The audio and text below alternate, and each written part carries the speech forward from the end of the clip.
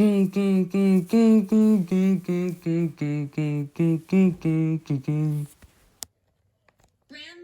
origami. I brought you a dragon, Grandma announced when Kenji opened the door. Whoa, Kenji said, his eyes wide.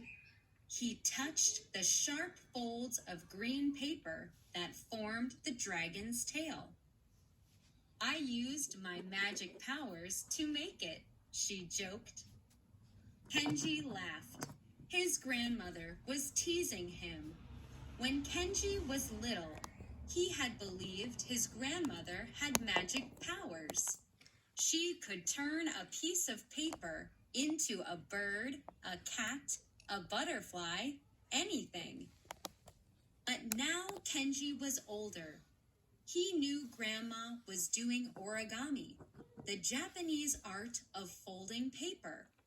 People in Japan had been doing origami for hundreds of years, but Kenji could not imagine anyone making origami animals as beautiful as his grandmother's origami.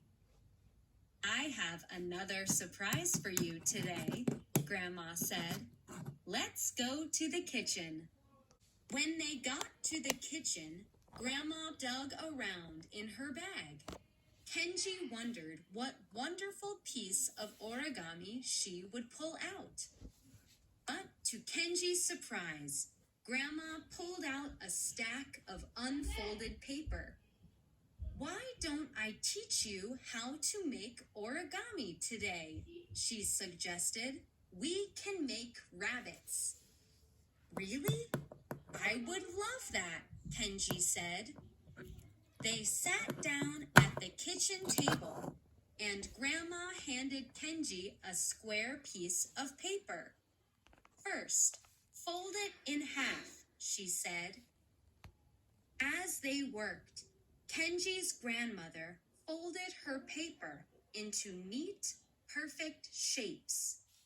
But Kenji's folds were all crooked, and he kept folding the wrong parts.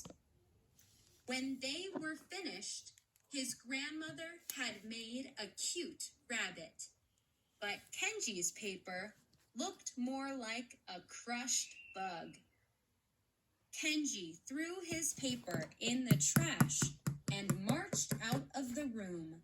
Kenji ran into his bedroom. A few minutes later, Grandma knocked. "May I come in?" she asked. "I guess," Kenji said quietly. Grandma opened the door. "Origami isn't easy," she said. "Don't feel bad that yours didn't turn out perfectly." "But you're so good at it," Kenji replied. "I've had lots of practice," said Grandma.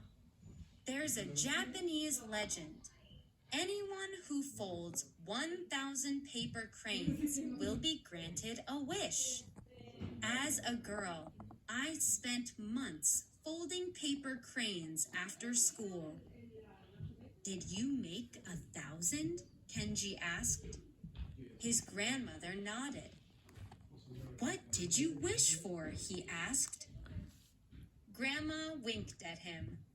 "To one day become good enough at origami that I could teach others." She looked around Kenji's bedroom. "I know how much you care about origami, so let's keep practicing." Kenji took a deep breath, and then he followed Grandma back down to the kitchen. "Let's try something new," Grandma suggested. "How about we make frogs this time?" Kenji nodded and sat down. Grandma handed Kenji a new sheet of paper. "In Japan, origami frogs are good luck," she said. "People going on long journeys often carry them." The sound of Grandma's calm voice helped make Kenji feel more relaxed. He worked slowly and watched Grandma carefully. He asked for help when he needed it. When they finished, Kenji looked at his work. His frog wasn't perfect, but Kenji imagined Grandma as a little girl, learning just like he was. I like doing origami with you, Grandma, he said. Grandma smiled. You've made my wish come true. She handed him a purple origami fish. How about we make fish next?